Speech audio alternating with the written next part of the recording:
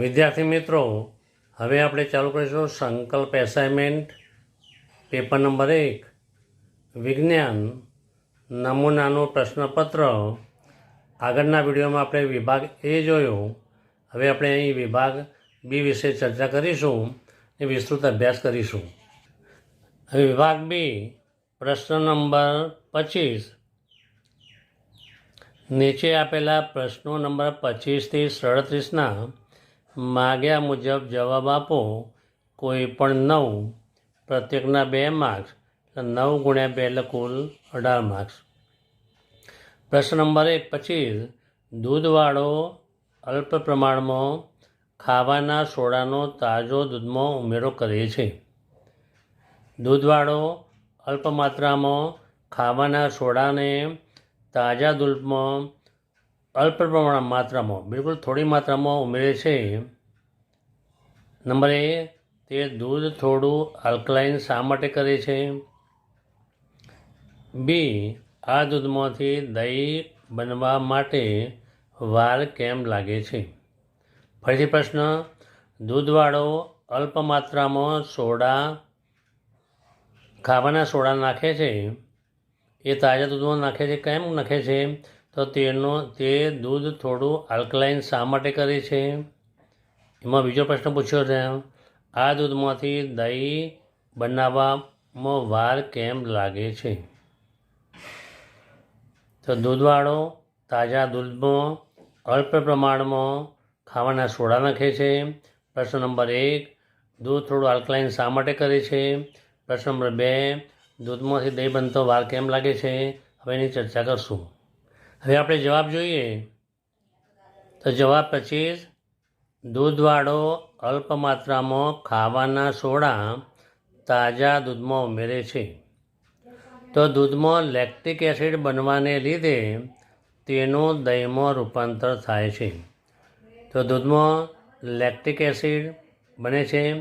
Acid સ્વાદે ખાટા હોય એટલે દૂધનું દહીંમાં રૂપાંતર થાય. દૂધમાં અલ્પ માત્રામાં ખાવાના સોડા કે જે બેઝિક ગુણધર્મ ધરાવે છે તે ઉમેરતો લેક્ટિક એસિડનું તટસ્થીકરણ થાય છે. તો ખાવાના સોડા કયો ગુણધર્મ ધરાવે?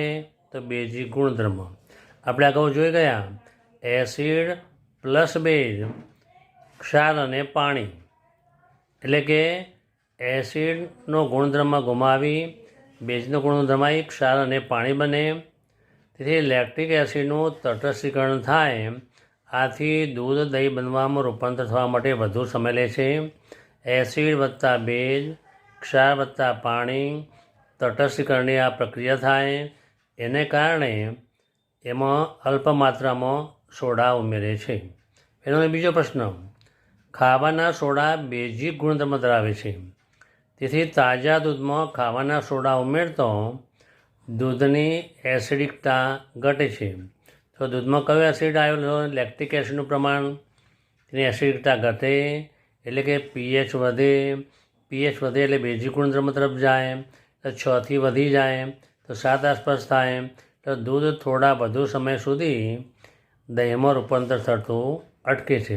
તો ફરીથી જોઈએ. તો દૂધવાળો અલ્પ માત્રામાં ખાવાના સોડા તાજા દૂધમાં ઉમેરે છે. તો કારણ શું હતું? દૂધમાં લેક્ટિક એસિડ બનવાને લીધે એનું દહીંમાં રૂપાંતર જલ્દી થાય. પણ દૂધમાં અલ્પ માત્રામાં ખાવાના સોડા ઉમેરીએ તો ખાવાના સોડા કયો ગુણમાં ધરાવે છે? તો બેઝિક ગુણમાં ધરાવે. તો એસિડ વત્તા બેઝ કહીએ તો ક્ષાર વત્તા પાણી બને. એટલે એનો ગુણધર્મ 6 થી વધીને પીએચ 7 તરફ જાય. એટલે ઉમેરતો લેક્ટિક એસિડનું તટસ્થીકરણ થાય. આથી દૂધ દહીંમાં રૂપાંતર થવા માટે વધુ સમય લે. એસિડ વત્તા બેઝ, ક્ષાર વત્તા પાણી, તટસ્થીકરણની પ્રક્રિયા. જવાબ બીજો, ખાવાના સોડા બેઝિક ગુણમાં ધરાવે છે. તેથી તાજા દૂધમાં ખાવાના સોડા ઉમેરતો દૂધની શું ઘટે છે? એસિડિકતા ઘટે છે. એટલે કે પીએચ વધે છે. એટલે કે ગુણધર્મ 6 થી વધીને પીએચ 7 તરફ જાય. એટલે તટસ્થીકરણ ઉપર થાય. એટલે દૂધ થોડા વધુ સમય સુધી દહીંમાં રૂપાંતર થતું અટકે છે. થોડો સમય વધુ લે, રૂપાંતર તો થાય જ લાંબા ટાઈમે, પણ થોડો ટાઈમ વધુ લે. થોડો ટાઈમ વધુ લે, કેમ વધુ લે કે એની પીએચ મીન્સ એસિડિકતા ઘટે, પીએચ વધે, એટલે એની દૂધની પીએચ આસપાસ 6 જેટલી હોય તો 6 થી 7 તરફ જાય, એટલે પીએચ ઘટવું હોવાથી બેઝિક તટસ્થીકરણ થાય, એટલા માટે સમય વધુ લે. હવે પ્રશ્ન નંબર 26, વૈજ્ઞાનિક કારણ આપો. કોપરની મંદ H2SO4 સાથેની પ્રક્રિયાથી હાઇડ્રોજન વાયુ મુક્ત થતો નથી. આપણે પ્રશ્ન પૂછાય કે કોપરની કયા એસિડની પ્રક્રિયાથી હાઇડ્રોજન વાયુ મુક્ત થતો નથી? તો મંદ સલ્ફ્યુરિક એસિડ, મંદ H2SO4. કોપરને ખાલી આ H2SO4 સાથેની પ્રક્રિયાથી હાઇડ્રોજન વાયુ મુક્ત થતો નથી, તો મંદ એસિડ આવશે. એટલે વૈજ્ઞાનિક કારણ આપો. કોપરની મંદ H2SO4 સાથેની પ્રક્રિયાથી હાઇડ્રોજન વાયુ મુક્ત થતો નથી, એ કારણ સમજાવો. તો વિદ્યાર્થી મિત્રો, પ્રશ્ન નંબર 26 સમજાવીએ કે ધાતુઓની સક્રિયતા શ્રેણીમાં હાઇડ્રોજન કરતાં ઉપરના સ્થાને રહેલી ધાતુઓ મંદ એસિડ સાથે પ્રક્રિયા કરી હાઇડ્રોજન વાયુ ઉત્પન્ન કરે છે. કઈ ધાતુઓ? તો હાઇડ્રોજન કરતાં ઉપરના સ્થાનમાં રહેલી ધાતુઓ એ મંદ એસિડ સાથે પ્રક્રિયા કરી હાઇડ્રોજન વાયુ ઉત્પન્ન કરે. એનો અર્થ એ થયો કે ભાઈ કોપર ધાતુમાં ઉત્પન્ન થતું નથી, એટલે બીજી સાઈડ હોય. તો કોપર ધાતુ હાઇડ્રોજન કરતાં ઓછી સક્રિય ધાતુ છે, તે સક્રિયતા શ્રેણીમાં નીચે સ્થાને છે. તેથી કોપરની મંદ સલ્ફ્યુરિક હાજરી સાથે મંદ H2SO4 સાથે પ્રક્રિયા થતી નથી અને હાઇડ્રોજન વાયુ ઉત્પન્ન થતો નથી. તો ફરીથી, તો ધાતુઓની સક્રિયતા શ્રેણીમાં હાઇડ્રોજન કરતાં ઉપરના સ્થાને રહેલી ધાતુઓ મંદ એસિડ સાથે હાઇડ્રોજન વાયુ ઉત્પન્ન કરે છે. કોપર વાયુ હાઇડ્રોજન કરતાં ઓછી સક્રિય ધાતુ છે, તે સક્રિયતા શ્રેણીમાં હાઇડ્રોજન કરતાં નીચા સ્થાને છે. તેથી કોપરની મંદ H2SO4 સાથેની પ્રક્રિયાથી હાઇડ્રોજન વાયુ ઉત્પન્ન થતો નથી. તો કેમ ઉત્પન્ન થતો નથી? કે જે મંદ એસિડ સાથે ધાતુ કઈ હતી? તો હાઇડ્રોજન વાયુ કરતાં ઉપરના સ્થળે આવેલી ધાતુઓ મંદ એસિડ સાથે પ્રક્રિયા કરી હાઇડ્રોજન વાયુ ઉત્પન્ન કરે છે, જ્યારે નીચે રહેલી ધાતુઓ મંદ સાથે હાઇડ્રોજન વાયુ ઉત્પન્ન કરતી નથી. તેથી કે મંદ H2SO4 સાથે કોપર વાયુ પ્રક્રિયા કરી હાઇડ્રોજન વાયુ ઉત્પન્ન કરતી નથી. હવે પ્રશ્ન નંબર 27, એક પરમાણુની ઇલેક્ટ્રોન રચના 2, 8 અને 7 છે. એક પરમાણુની ઇલેક્ટ્રોન રચના 2, 8 અને 7 છે. તો પ્રશ્ન નંબર 1, આ તત્વનો પરમાણ્વીય ક્રમાંક કેટલો તે જણાવો. પ્રશ્ન બી, નીચેના પૈકી કયા તત્વ સાથે રાસાયણિક રીતે આ તટસ્થ સમાન ધરાવતા હશે? કૌંસમાં પરમાણ્વીય ક્રમાંક આપેલો છે. આ કૌંસમાં પરમાણુ ક્રમાંક આપેલો છે, પરમાણુ ક્રમાંક આપેલો છે, 15 18 પરમાણુ ક્રમાંક આપેલો છે. તો કઈ ધાતુ, કયા તત્વો એ સમાનતા ધરાવે છે તે આપણે બતાવવાનું છે. તો ફરીથી પ્રશ્ન, એક પરમાણુની ઇલેક્ટ્રોન રચના 2, 8 અને 7 છે. પ્રશ્ન નંબર 1, આ તત્વનો પરમાણ્વીય ક્રમાંક કેટલો જણાવો. નંબર 2, નીચે આપેલા કયા તત્વ પૈકી આ રાસાયણિક રીતે તત્વ સમાનતા ધરાવે છે તે શોધો. હવે જવાબ નંબર 27, એક તત્વની પરમાણુની ઇલેક્ટ્રોન રચના 2, 8, 7 છે. એટલે કે પરમાણુ ક્રમાંક 2 + 8 + 7, 7 ને 8 15 ને 2 17. 17 પરમાણુ ક્રમાંક કોનો હતો? તો ક્લોરીન ધાતુનો પરમાણુ ક્રમાંક છે.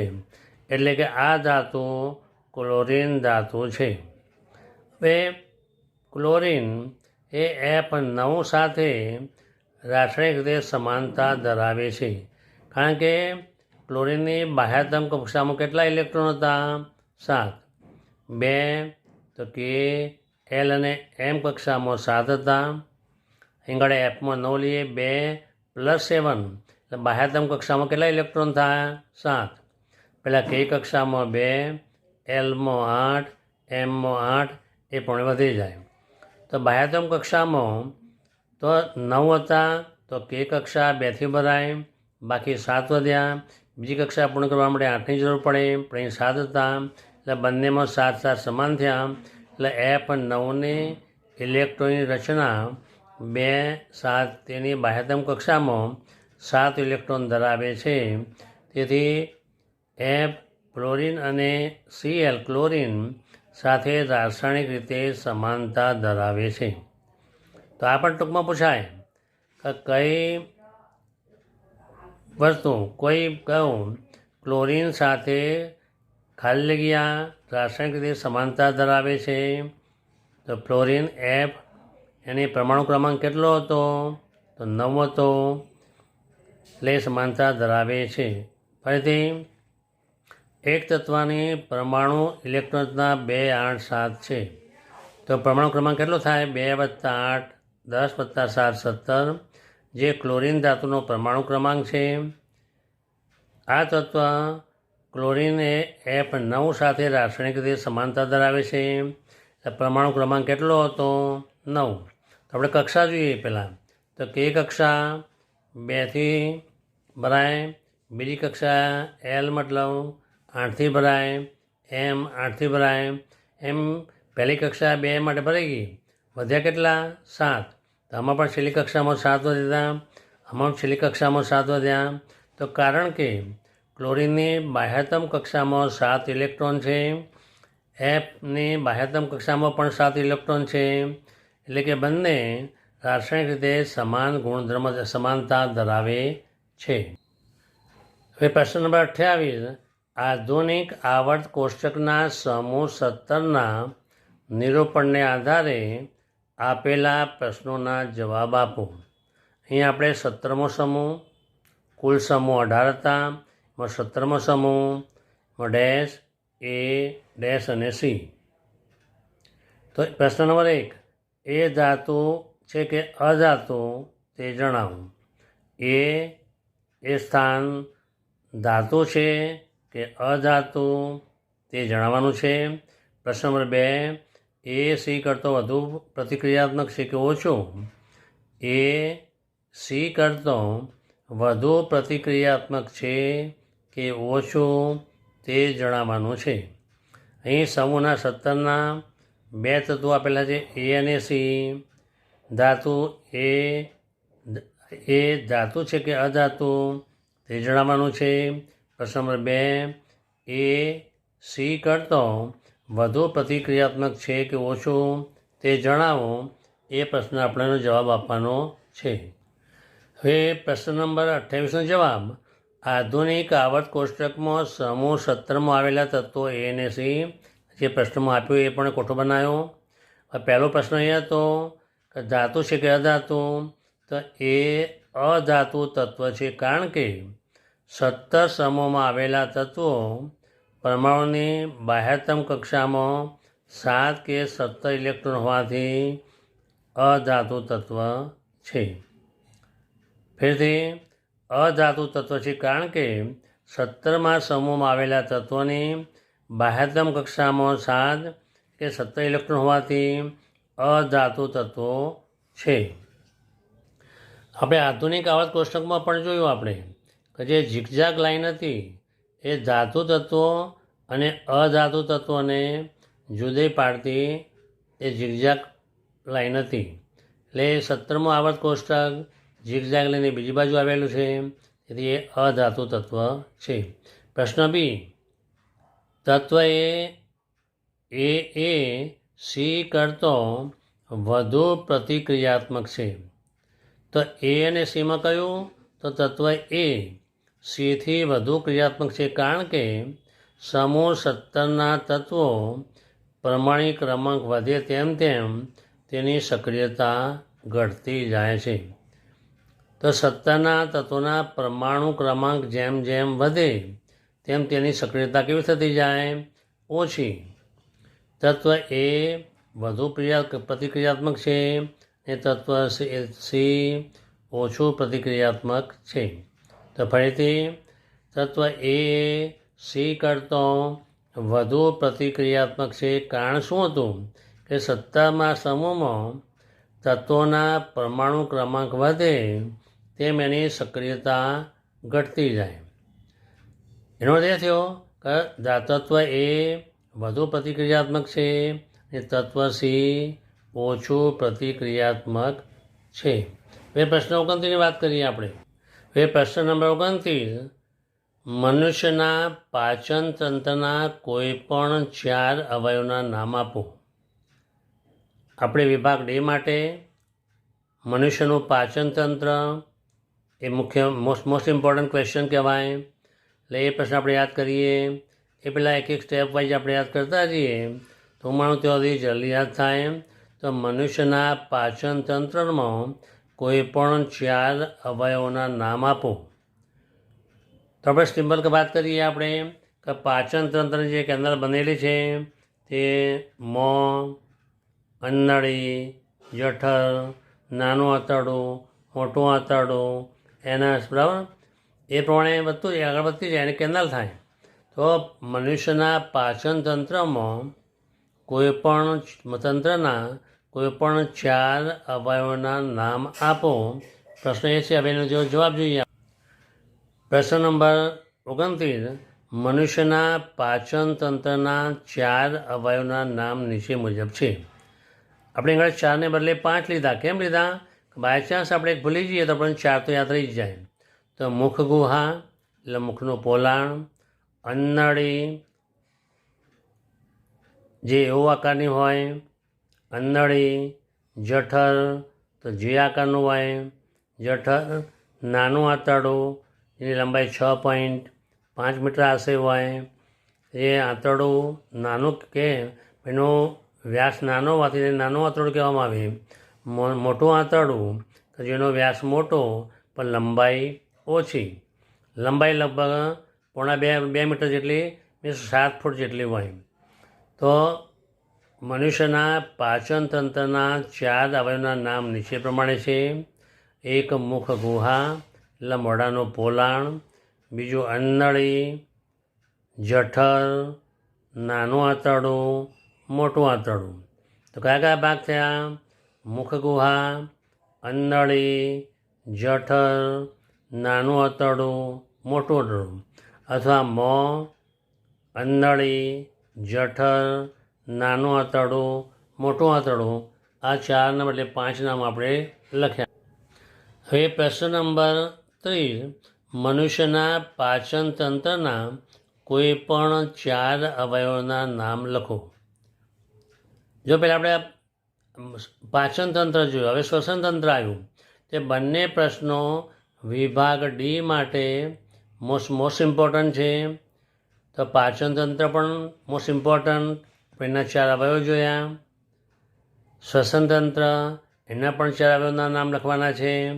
તો આપણે શ્વસન તંત્રની વાત કરીએ આપણે તો શ્વસન તંત્રમાં પહેલાં શું હોય કે ભાઈ નસકોરા કહીએ આપણે, કે નાકના હોલ કહીએ, નાકની ગુહા પ્લસ શ્વાસ નળી, પછી ફેફસા, એમ 4 ભાગ થાય. હવે આપણે પહેલાં જવાબ આપીએ. પ્રશ્ન નંબર 30નો જવાબ, મનુષ્યના શ્વસન તંત્રના 4 અવયવના નામ નીચે મુજબ છે. આપણે આગળ 4ને બદલે 5 લખીશું, જેથી 4 પૂછ્યા હોય કદાચ એક ભૂલી ગયા હોય તો આપણે યાદ રહી જાય. તો નંબર 1, નસિકા માર્ગ. નાકનો માર્ગ જે આગળ કાણા આવેલા છે તે નસિકા માર્ગ. નસિકા કોટર, નાકનું પોલાણ. નસિકા માર્ગ, નાકનું પોલાણ. કંઠ નળી કે ગળાની નળી. શ્વાસ નળી, તો શ્વાસ નળી જે સી આકારની હોય તેના ઉપર ગાંઠી ઢાંકણ હોય જે કાયમ માટે ખુલ્લી રહેતી એ શ્વાસનળી. શ્વાસનળી કભી બંધ થતી નથી, સંકોચાતી નથી. અન્નનળી સંકોચાય. જ્યારે ખાવાનું ઉતારીએ આપણે એ ટાઈમે ગાંઠી ઢાંકણથી શ્વાસનળી એ બંધ થાય એટલે ખોરાક આપણને શ્વાસનળીમાં જતો નથી. શ્વાસવાહિનીઓ અને શ્વાસવાહિકાઓ. શ્વાસવાહિનીઓ શ્વાસ લઈ જવાવાળી નળી જે શ્વાસનળીમાંથી બે ભાગ થયા, એક ડાબા ફેફસામાં એક જમણી બાજુ, એમ બંને બાજુ ભાગ થયા, એમ શ્વાસવાહિનીઓ એ શ્વાસવાહિનિકાઓ છેલ્લા ફેફસા. ફેફસામાં આગળ જઈએ તો વાયુકોષ્ઠો આવશે. પણ મેઇન ભાગ નસિકા માર્ગ, કંઠનળી, શ્વાસનળી, શ્વાસવાહિનીઓ અને શ્વાસવાહિનિકાઓ અને ફેફસા. આપણે એમ 5 યાદ રાખીશું તો આપણે જે પ્રશ્ન પૂછાય કે શ્વસન તંત્ર વિશે ટૂંક નોંધ લખો. આકૃતિ લખી ત્યાં નસિકા માર્ગ, કંઠનળી, શ્વાસનળી, શ્વાસવાહિનીઓ, શ્વાસવાહિકાઓ, ફેફસા, વાયુકોષ્ઠો એમ લખીને શરૂઆત કરીએ. એ અવયવના નામ છે. એ નસિકા માર્ગ વિશે યાદ લખીએ, કંઠનળી વિશે લખીએ, શ્વાસનળીનો આકાર લખીએ, કાયમ માટે ખુલ્લી રહે છે તે લખીએ, ગાંઠી ઢાંકણથી રક્ષાય છે એ લખીએ. શ્વાસવાહિનિકાઓ એ શ્વાસ લઈ જવાળી ફેફસા. તો ફેફસામાં વાયુકોષ્ઠો આવેલા હોય. વાયુકોષ્ઠો કેવા હોય? દ્રાક્ષના ઝુમખા જેવા હોય. એના ઉપર કેશવાહિનીઓ હોય. તેમાંથી ઓક્સિજન અને કાર્બન ડાયોક્સાઇડ આપણે થતું હોય.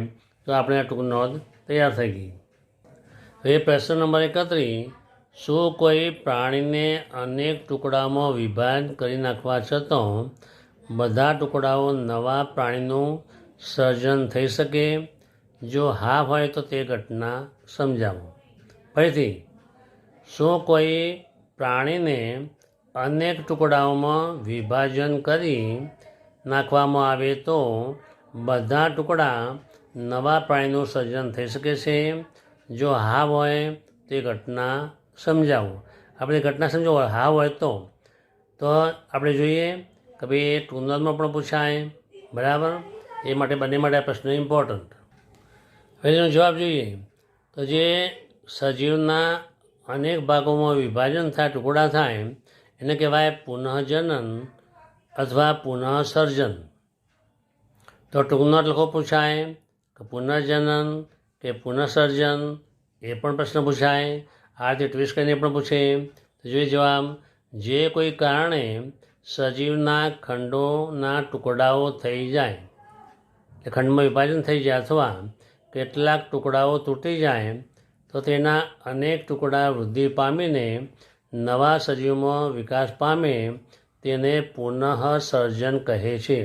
પુનઃ એટલે ફરીથી, સર્જન થવું એટલે સર્જન થવું. જે તૂટી ગયેલો ભાગ હોય એનું સર્જન થાય, નવા વિભાગમાં એક સજીવ તૈયાર થાય. જેમાં ઉદાહરણ આપ્યું હાઇડ્રા, પ્લેનેરિયા વગેરે સરળ પ્રાણીઓ કેટલાક ટુકડાઓમાં વિભાજન થઈ પ્રત્યેક ટુકડા વિકાસ પામી સંપૂર્ણ સજીવમાં વિકાસ પામે છે, જે આ પ્રાણીઓનું પુનઃસર્જન દર્શાવે છે. તો આપણે પ્રશ્ન પૂછાય કે પુનઃસર્જન દર્શાવતા કોઈપણ 2 પ્રાણીઓના નામ આપો. તો હાઇડ્રા અને પ્લેનેરિયા. પુનઃજનન વિશિષ્ટ કોષો દ્વારા થાય છે. આ કોષોમાં ક્રમ પ્રસરણની અનેક કોષો બને છે અને ચોક્કસ કોષ પ્રકાર પેશી નિર્માણ પામે છે. આ પરિવર્તન ખૂબ જ વ્યવસ્થિત રૂપે અને ક્રમિક રીતે સર્જન થાય છે. તો આ જે પરિવર્તન થયું એ ખૂબ વ્યવસ્થિત રીતે અને ક્રમિક રીતે થાય. તો ફરીથી, પુનઃજનન કે પુનઃસર્જન, જે કોઈ કારણે સજીવના ખંડોના ટુકડાઓ થઈ જાય અથવા કેટલાક ટુકડાઓ તૂટી જાય તો અનેક ટુકડાઓ વૃદ્ધિ પામીને નવા સજીવમાં વિકાસ પામે તેને પુનઃસર્જન કહે છે. હાઇડ્રા, પ્લેનેરિયા વગેરે સરળ પ્રાણીઓ કેટલાક ટુકડાઓમાં વિભાજન થતાં પ્રત્યેક ટુકડા વિકાસ પામી સંપૂર્ણ સજીવમાં વિકાસ પામે છે. એ પ્રાણીઓનું પુનઃસર્જન દર્શાવે છે. પુનઃસર્જન વિશિષ્ટ કોષો દ્વારા થાય છે. આ કોષો ક્રમ કે પ્રસરણથી અનેક કોષો બને છે એ ચોક્કસ પ્રકારના કોષો પેશી નિર્માણ પામે. આ પરિવર્તન ખૂબ વ્યવસ્થિત સ્વરૂપે અને ક્રમિક રીતે સર્જન થાય છે. હવે આપણે જોઈએ પ્રશ્ન નંબર 32. હવે પ્રશ્ન નંબર 32, અંતર્ગોળ અરીસાની નંબર 1 મુખ્ય અક્ષને સમાંતર અને બીજો પ્રશ્ન, મુખ્ય કેન્દ્રમાંથી પસાર થતા આપાત કિરણ અને પરાવર્તન કિરણના ગતિ માર્ગની આકૃતિ દોરો અથવા રેખાકૃતિ દોરો. ફરીથી, અંતર્ગોળ અરીસાની નંબર 1 મુખ્ય અક્ષને સમાંતર અને મુખ્ય કેન્દ્રમાંથી પસાર થતા આપાત કિરણ અને પરાવર્તન કિરણની ગતિની રેખાકૃતિ આપણે દોરવાની છે. કયા અરીસા માટે? અંતર્ગોળ અરીસા માટે. મુખ્ય અક્ષની સમાંતર દૂરથી આવતા કિરણો એ પસાર થાય, પરાવર્તન પછી પસાર થાય, એમાં આપાત કિરણ પરાવર્તન કિરણના ગતિની આકૃતિ આપણે દોરવાની છે. હવે આપણે પ્રશ્ન નંબર 32નો જવાબ જોઈએ. તો અંતર્ગોળ અરીસા માટે અહીં આપણે આગળ 2 અરીસા બતાવ્યા છે. એક અંતર્ગોળ અરીસો, બીજો બહિર્ગોળ અરીસો. નંબર 1, મુખ્ય અક્ષને સમાંતર આપાત થતું કિરણ અંતર્ગોળ અરીસા વડે પરાવર્તન પામી મુખ્ય કેન્દ્રમાંથી પસાર થાય. તો જો આ મુખ્ય અક્ષ, આ ધ્રુવ, મુખ્ય કેન્દ્ર, વક્રતા કેન્દ્ર, મુખ્ય અક્ષ કહેવાય. મુખ્ય અક્ષની સમાંતર કિરણ પરાવર્તન પામી મુખ્ય કેન્દ્રમાંથી પસાર થાય. આપણે ફક્ત એ અંતર્ગોળ અરીસાનું પૂછેલું છે, પણ આ બીજું એક્સ્ટ્રા સમજાવવા માટે બહિર્ગોળ અરીસો લીધો. તો મુખ્ય અક્ષની સમાંતર રેખા પરાવર્તન પામી આ માર્ગમાં પાછું જાય, પરંતુ એને આગળની પાછળની બાજુ લંબાવતો તે એફમાંથી પસાર થાય છે. એટલે કે આ બહિર્ગોળ અરીસા માટે છે. પ્રશ્ન હતો અંતર્ગોળ અરીસા માટે. અહીં આગળ બાહ્યગોળ અરીસો આપ્યો, અંતર્ગોળ અરીસો આપ્યો. એ કયો પ્રશ્ન પૂછ્યો એ ખાસ જોવાનું છે. આપણે અહીં બંને અરીસા બતાવેલા છે.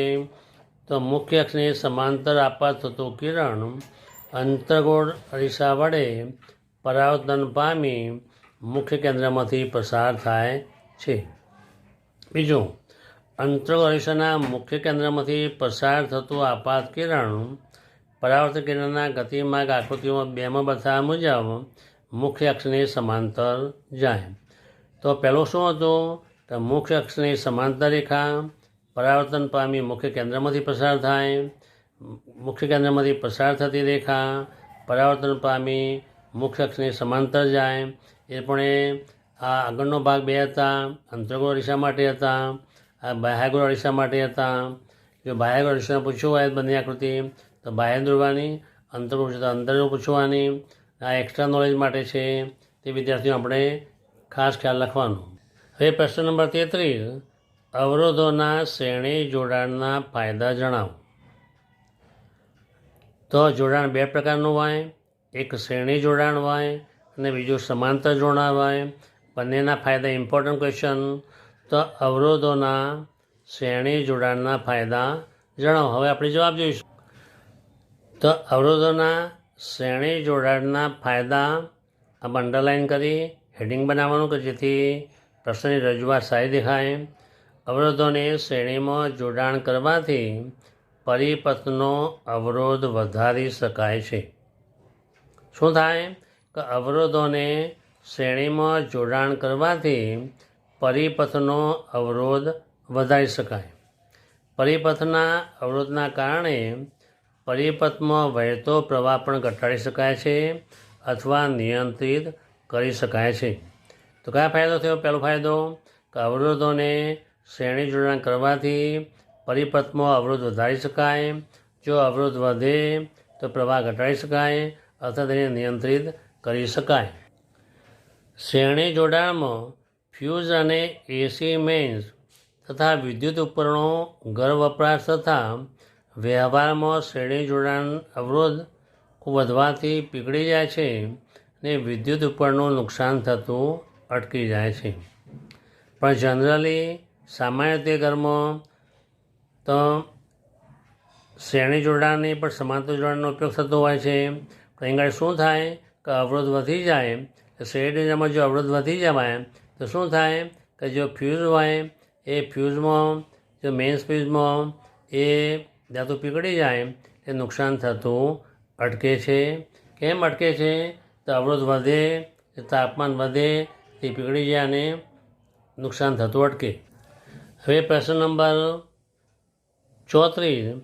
વિદ્યુત પ્રવાહની તાપીય અસરનો ઉપયોગ થતો હોય તેવા બે વ્યવહારિક ઉદાહરણો જણાવો. વિદ્યુત ઉર્જાનું તાપીય ઉર્જામાં રૂપાંતર, એ પણ પૂછાય. વિદ્યુત ઉર્જાનું ઉષ્મા ઉર્જામાં રૂપાંતર, એ પણ પૂછાય. તો વિદ્યુત પ્રવાહની તાપીય અસરનો ઉપયોગ થતો હોય તેવા બે વ્યવહારિક ઉદાહરણો આપો. હવે આપણે એનો જવાબ જોઈશું.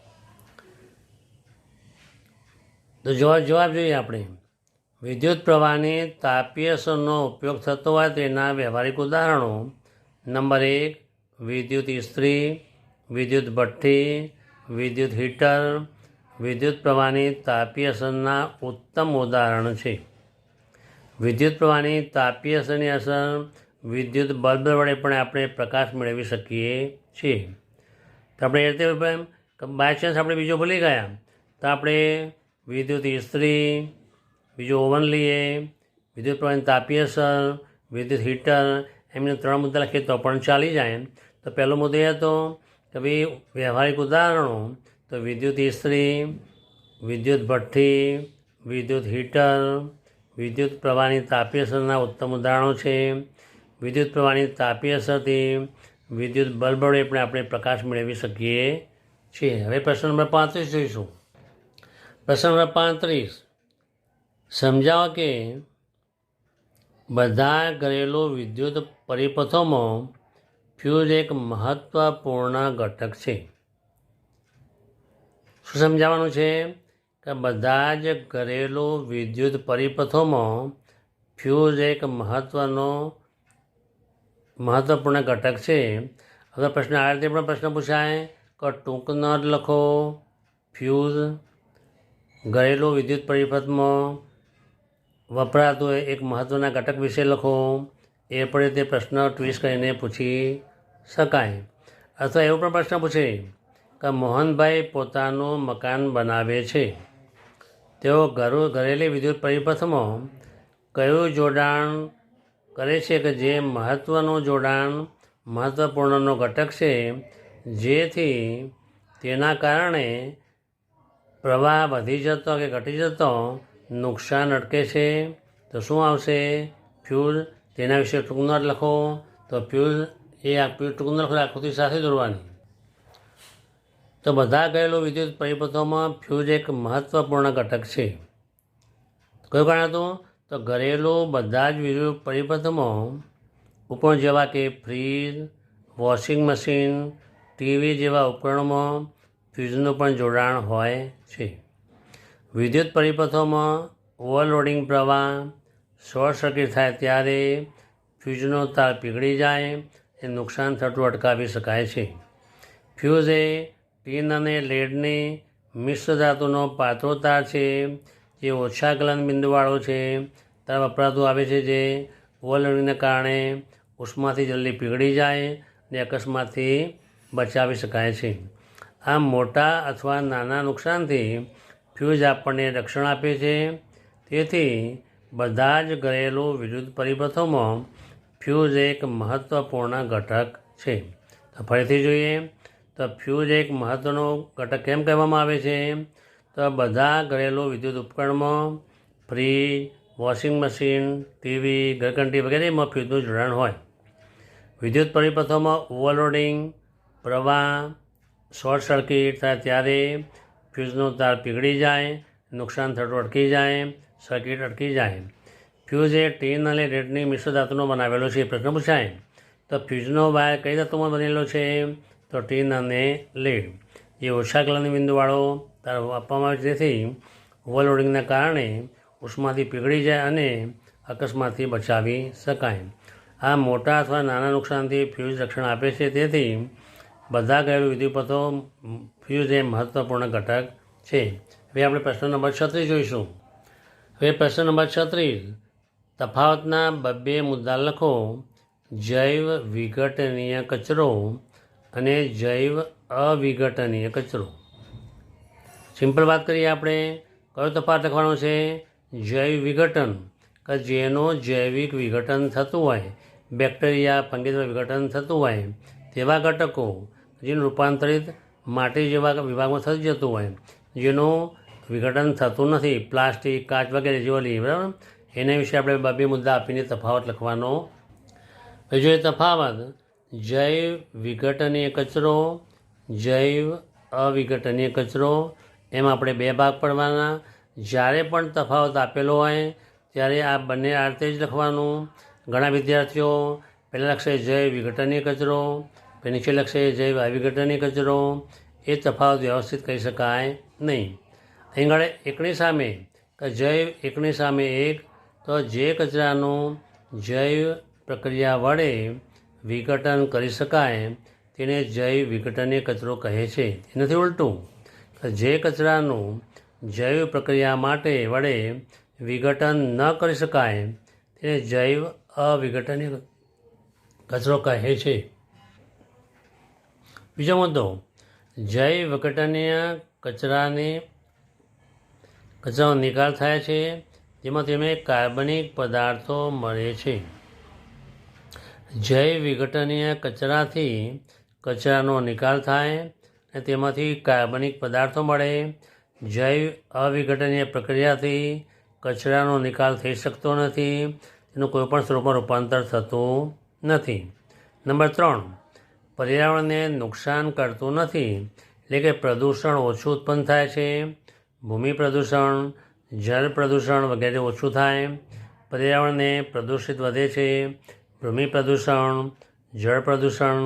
મુદ્દા નંબર 4, સડેલા શાકભાજી અથવા ખરાબ થયેલા શાકભાજી, ફળો, ફળોની છાલ, મૃત શરીર, કાગળ, વૃક્ષના ભાગો જે વિઘટનીય પદાર્થો છે, કાચ, પોલિથીન, પ્લાસ્ટિક વગેરે જૈવ અવિઘટનીય પદાર્થો છે. જૈવ વિઘટનીય કચરાનો ઉપયોગ ગેસ ઉત્પાદન કરવા ઘરમાં ઉપયોગ કરી શકાય છે. જૈવ અવિઘટનીય કચરાથી કોઈ પરિવર્તન થતું નથી, તેથી તેમાંથી કોઈ ગેસ ઉત્પન્ન કરી શકાતો નથી. તો આ બંને આ પ્રશ્ન એ રીતે પૂછાય કે ટૂંકનો લખો જૈવ વિઘટનીય કચરો અથવા જૈવ વિઘટનીય ઘટના. તો એક ભાગ લખી દીધો એટલે ટૂંકનો તૈયાર થઈ જાય. જૈવ અવિઘટનીય ઘટનાઓ તો આ પણ લખી શકાય. એમાં આ પ્રશ્ન બે રીતે પૂછાય. નંબર 1, તફાવત આપો, જૈવ વિઘટનીય કચરો, બીજો જૈવ અવિઘટનીય કચરો. પ્રશ્ન એ રીતે પૂછાય કે જૈવ વિઘટનીય કચરો એટલે શું, તેના ઉદાહરણ આપો. જૈવ અવિઘટનીય કચરો એટલે શું, તેના ઉદાહરણ આપો. ત્રીજો મોટા પ્રશ્નમાં પૂછાય કે જૈવ વિઘટનીય કચરા વિશે ટૂંકનો જ લખો, જૈવ અવિઘટનીય કચરા વિશે ટૂંકનો જ લખો. એ પણ પૂછી શકાય. હવે આપણે પ્રશ્ન લખીએ વિચારીશું 37. હવે પ્રશ્ન નંબર 37, પર્યાવરણને બચાવવા માટે રિફ્યુઝ કૌંસમાં ના પાડવું. નંબર 2, રીપર્પઝ, પર્પઝ એટલે હેતુ ફેર કરવો, અભિગમો સમજાવો. આવા 5 આપણે આપેલા છે. એમાં 2 વિશે અહીંયા અભિગમો આપણે સમજાવવાના છે. એ જવાબ સાથે જોઈએ તો પર્યાવરણને બચાવવા માટે 5 પ્રકારના આર છે. નંબર 1, રિફ્યુઝ એટલે ના પાડવું. નંબર 2, રિડ્યુસ ઓછો ઉપયોગ કરવો. રીયુઝ પુનઃ ઉપયોગ કરવો. રીપર્પઝ હેતુ ફેર કરવો. રિસાયકલ પુનઃ ચક્રીયકરણ. પ્રશ્ન આ રીતે પણ પૂછાય કે પર્યાવરણને બચાવવા માટેના 5 આરના નામ લખો. એ પણ 2 માર્કમાં પૂછાય. તો નંબર 1, રિફ્યુઝ એટલે કે ના પાડવું. રિડ્યુસ ઉપયોગ ઓછો કરવો. રીયુઝ ફરીથી ઉપયોગ કરવો. રીપર્પઝ હેતુ ફેર બદલવો. રિસાયકલ પુનઃ ચક્રીયકરણ. હવે જોઈએ પહેલો મુદ્દો, રિફ્યુઝ મતલબ ના પાડવું.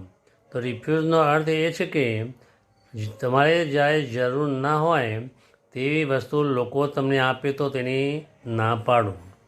પર્યાવરણને હાનિકારક હોય તેવા ઉત્પાદકો ખરીદવાની ના પાડો. એકવાર વાપરી શકાય તેવી પ્લાસ્ટિકની થેલી માટે પણ ના પાડો. એટલે કે જરૂર ન હોય તેવી વસ્તુ ખરીદો નહીં, એનો ઉપયોગ કરવાનું ટાળો. હવે રીપર્પઝ હેતુ ફેર કરવું. તો રીપર્પઝનો અર્થ એ થયો કે જો મૂળ હેતુ માટે ઉત્પાદનનો ઉપયોગ ન થઈ શકે તેમ ન હોય તો બીજા કોઈ માટેનો ઉપયોગ કરવો જોઈએ.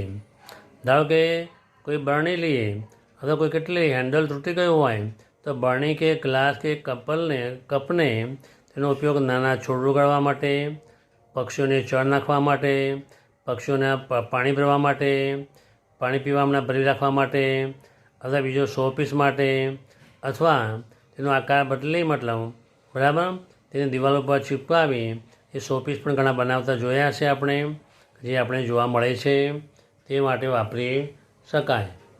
તો વિદ્યાર્થી મિત્રો, આપણે પેપર નંબર 1નો વિભાગ બી વિશે ચર્ચા કરી.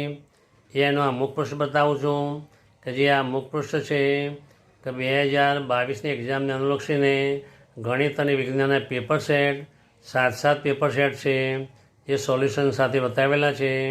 જે નામ છે સંકલ્પ એસાઇનમેન્ટ કેસ પબ્લિકેશન ધોરણ 10 માટે એ 4 વિષયના બનાવેલા છે, જે અમારું પોતાનું પ્રોડક્શન છે. ગણિત, વિજ્ઞાન, સમાજ અને ઇંગ્લિશ એમ 4 વિષયના એસાઇનમેન્ટો અમે બહાર પાડેલા છે. તો તે માટે તમે જોજો તો મુદ્દાવાઇઝ ને એક્સ્ટ્રા નોલેજ પ્રમાણે તમે ઘણું જ્ઞાન મેળવી શકશો. વિડીયો સારો લાગ્યો હોય તો સબસ્ક્રાઈબ કરજો, વિદ્યાર્થી મિત્રોને મોકલજો, લાઈક કરજો. જે પણ કોમેન્ટ હોય તે લખવા વિનંતી. Thank you very much.